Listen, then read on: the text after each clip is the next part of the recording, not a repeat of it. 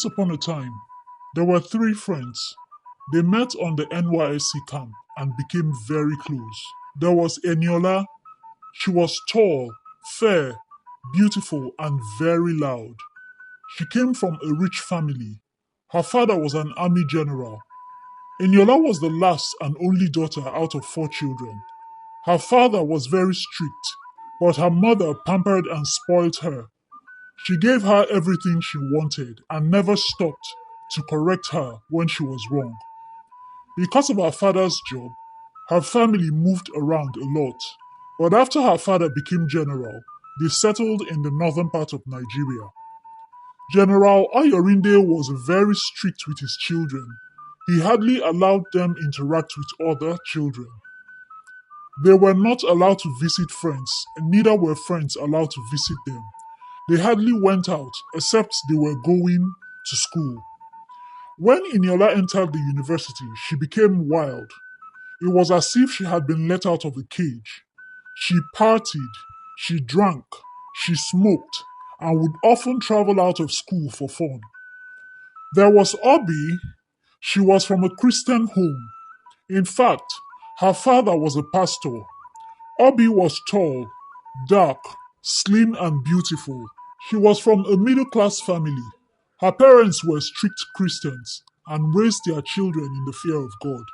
They attended church every Sunday, midweek services too. Her parents, Pastor and Mrs. Emeka Ndu, made sure their children participated actively in the house of God and at home. They did their best for their children, but Obi always seemed to struggle with her faith in God. She had her doubts and questions, and she had always been afraid of letting her parents know how she felt about God. She never spoke to her parents or anybody else about her doubts. She just played along, counting on the days she would be free to live on her own and do as she pleased. Her opportunity came when she was admitted into the university to study. She found a life where she could do as she pleased and wouldn't have to answer to anyone. It didn't take her long to ignore God and everything she had been taught. Finally, there was Ini. She was from a not so middle class family. Her father sold foodstuff at the market, while her mother was a secondary school teacher. Her parents taught their children to work hard for whatever they wanted. Ini's mother, Mrs. Udwak, was a disciplinarian. She believed so much in education, so herself and her husband worked extra hard to make sure their children had the privilege to go to school. They struggled a lot financially, but their children's education was something they could not compromise. Ini was the first daughter and child of her parents. She was older than her immediate sibling by 5 years, and her parents made sure she had everything she needed for school. Ini was a good girl, but she always had a knack for keeping friends who would steer her in the opposite direction. She had a poor sense of judgment and always seemed to be attracted to things and people that influenced her negatively. Eniola, Ini, and Obi were members of the same platoon. When they met, they clicked and became instant friends. Eniola was the loudest and wildest of the trio. She loved to party and always seemed to get an invite to any party. She knew the happening joints, rolled with the big boys, and had connections in high places. Obi loved to party too, but she was a good judge of character and seemed to be the voice of reason among them. Ini was a pushover and was easily influenced by Eniola and Obi. After their camp, with Eniola's influence and some money, the girls were able to work their posting to the same town. They rented a flat and lived together.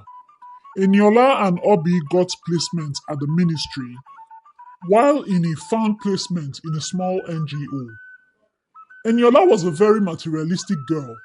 Her father had cut down her allowance, saying she should find a job and work and afford those things she constantly wanted. Since she wasn't getting as much as she used to from her father, she became an escort and started sleeping with men who offered her lots of money. She introduced Ini and Obi to the game too. So every now and then, They would get calls from their middleman who would connect them to rich men who needed their company. Most of these men were prominent people and politicians in the society, so they were able to make good money from their trips and were able to afford the kind of lifestyle they wanted. With the money Ini was making, she was able to send money home to support her parents. She lied to them, saying that she was placed in a bank. The news made her parents very happy and proud of their daughter. The girls continued in their wayward life, going to work at their place of primary assignment on weekdays and on most weekends, accompanying strange men on trips around the country. Obi was unlucky on one of her trips. The man she was contracted to escort was a prominent politician who had a sick and pervert desire of torturing the women he was with. Obi tried to escape, but she was overpowered. The senator tied her up and beat her badly and had his way with her. When he was done, he called up his doctor and paid handsomely for her treatment. He also paid the manager of the hotel and instructed that Obi be kept in the room till she was strong enough to go home.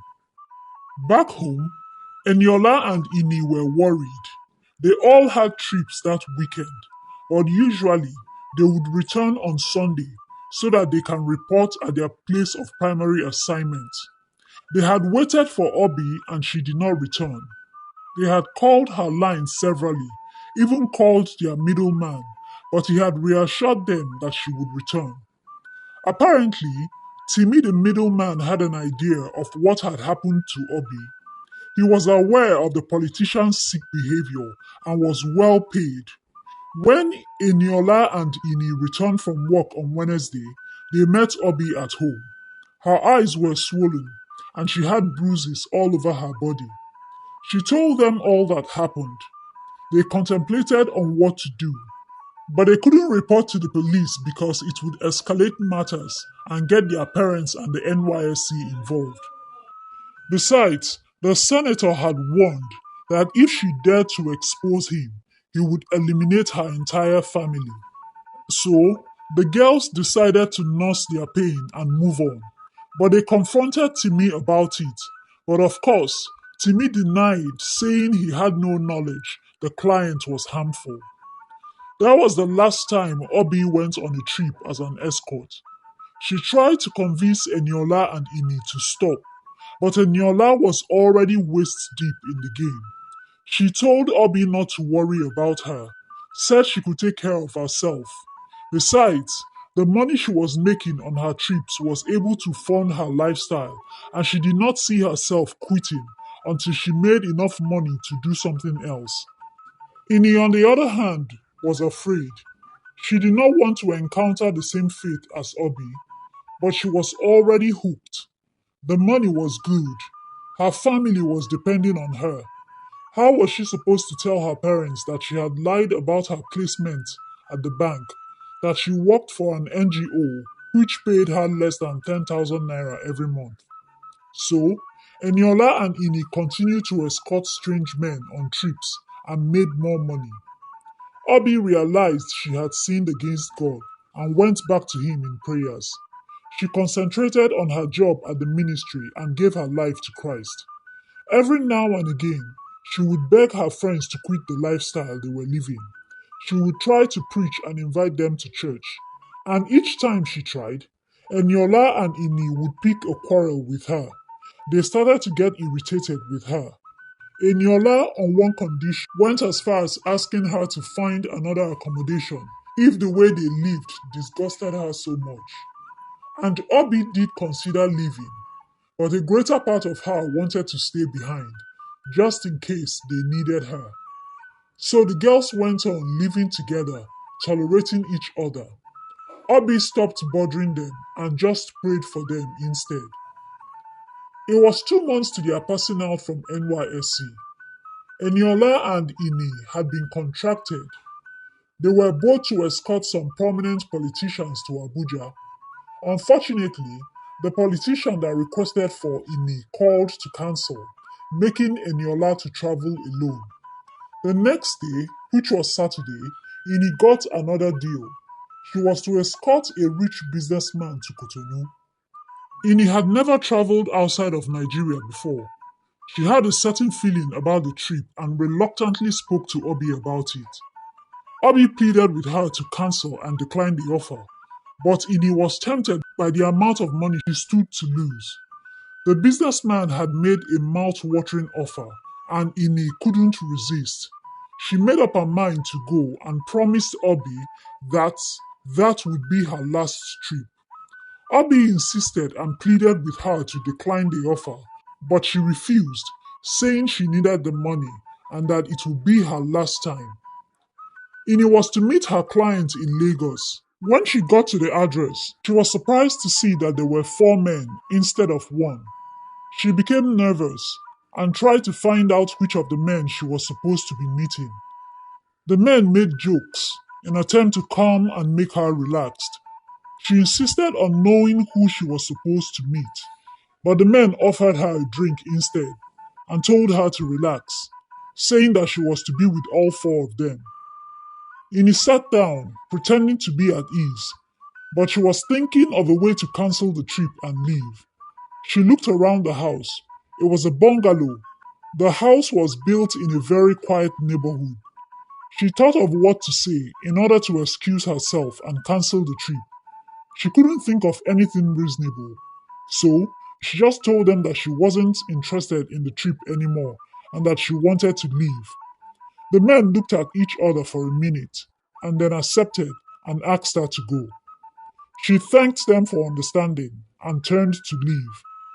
She had gotten to the door when she felt a hand to her throat, right before she passed out. Meanwhile, Eniola had gotten to Abuja. Her client was a very popular politician. Eniola was excited because she knew she would make a lot of money and receive other goodies too. Sometimes, if their client felt satisfied, he would be generous enough to give her shopping allowance. When she got to the hotel, she met the client already waiting. In the course of their conversation, the politician told her that his friend, a very rich man, was also interested in spending time with her. He also promised that that would be more money for her. Eniola happily accepted, thrilled by the fact that she was going to kill two birds with one stone. It took a while before the second man arrived. By that time, she was already having fun with the politician. Eniola had never experienced the kind of emotion that hit her when the politician's friend turned out to be her father. She could feel the surprise, pain, disgust, and betrayal, and so many other emotions going through her father's face. She had never ever felt such tremendous amount of shame, lying there on the bed with her father's friend. Her father had angrily flung her clothes at her and ordered her to leave. She jumped out of bed, picked her clothes, dressed up, and hurriedly left the hotel. She was at the entrance of a hotel when she heard a loud bang, and then people started running out. Just then, she realized what could have happened. She rushed back into the hotel room to find the politician in a pool of blood. Her father standing with a gun to his head as he looked down at his friend's body. It was so many hours later when Ini regained consciousness. She woke up in a dark room with other girls. Her clothes had been torn and she felt violated. She tried to find out from the other girls where she was. As it turned out, the men she had met earlier on were human traffickers. She tried to think of a way to escape, but the girls reassured her that it wasn't possible and there was no way out. Ini and the other girls were locked up in that room for days. No food, no water. They only had the water flowing in the bathroom they shared. One day, the door opened and the girls were given blindfolds and warned that if anyone tried to escape, that person will be shot. Without fear, the girls behaved themselves and did as they were told. None of the girls had an idea of where they were. They had been moved severally. They knew they were on some kind of transportation, but they couldn't tell where they were or where they were headed. Their hands were also bound behind, so they couldn't really move. After several hours, they came to a halt. It took some more hours before some of the girls were let out and the others continued the journey. There had been 22 of them in the room, but only 8 girls dropped off at the location and the others were taken away.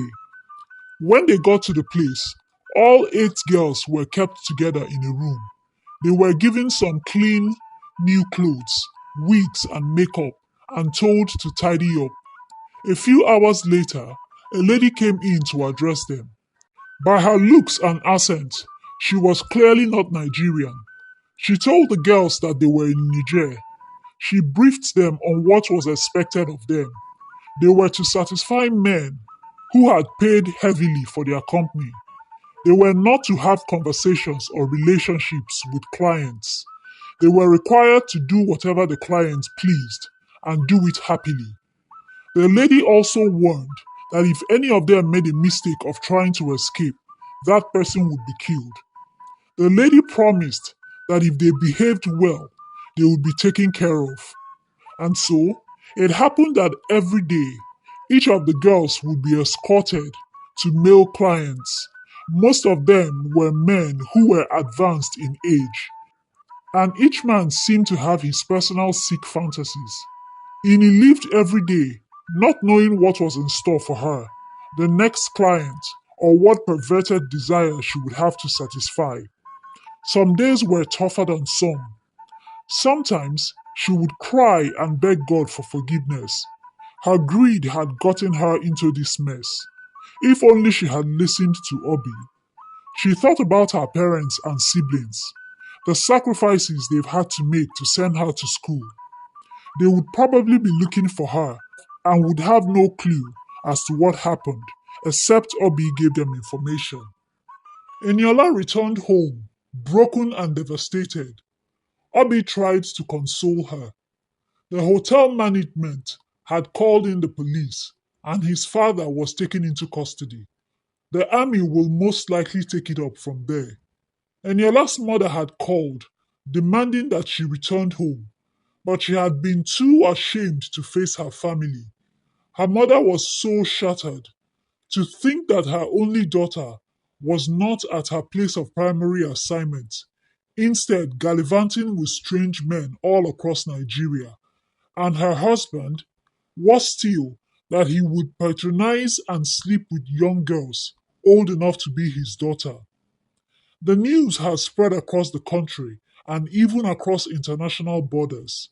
Months had passed. The girls had passed out, and Ini had still not been found. Eniola and Obi had been questioned severally by the police, and they had given all the information they had. Timi, the middleman, had been arrested and was still in custody. He claimed he never meets the clients one on one, they just communicate on phone. It had been 2 years since Ini was abducted. She had tried to escape a few times, but her owner had forgiven her, saying she would not be so merciful the third time. Abby woke up one morning. She felt like all hopes for redemption had been lost, and quite frankly, she had accepted her fate, waiting for the day she would die or be set free. She got ready and got dressed for her first client of the day. She had seen it all. She had been drugged by clients, beaten by some, brutally ravaged by others. She had become a shadow, her soul existing out of her body, counting, waiting for the day she would breathe her last. And that day did come. The client, a man in his late 50s, had injected her. She welcomed the euphoria, and then there was nothing, just the darkness as it enveloped her. 3 years had passed since Ini was last seen. Her family had accepted their fate and moved on. The general had been tried for manslaughter, and had been sentenced to life imprisonment. Timi, the middleman, was charged for human trafficking and was sentenced to 10 years imprisonment with hard labor and a fine of 1 million naira. Eniola could not forgive herself. She left the country and never went back to her family. Obi became steadfast in her faith in God. She recognized that God allowed her to experience what she did in order to draw her closer. She joined an NGO that fought against human trafficking and traveled round nationally and internationally, speaking with young girls, sharing her experience. Lessons to learn from this story. There's a way that seems right unto a man, but the end thereof is destruction. Proverbs 14:12. The soul that sinneth shall die. The son shall not bear the iniquity of the father, neither shall the father bear the iniquity of the son. Ezekiel 18:20. Thank you so much for listening to my story today. I hope you enjoyed it. Let me know what you took away from this story. Share the story with anyone you think would enjoy it too. If you have a contribution, please leave it in the comment section. I love to read your comments. And don't forget to give us a thumbs up. It helps our channel to grow. And yeah, subscribe to the channel if you haven't, and I will see you in my next one. Thank you guys. I love you so much. Bye.